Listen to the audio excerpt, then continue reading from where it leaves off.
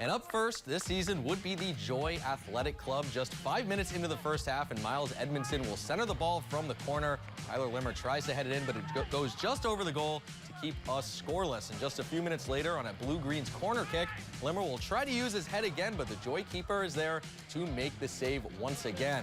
Still zeros on the board when Limmer decides to use his feet this time. His white shot is blocked, but he'll try again on an empty net, and he'll score the first goal of the season to give Duluth the 1-0 lead. The Blue-Greens would keep the pressure up and kick off the season with a 3-0 shutout win over Joy Athletic.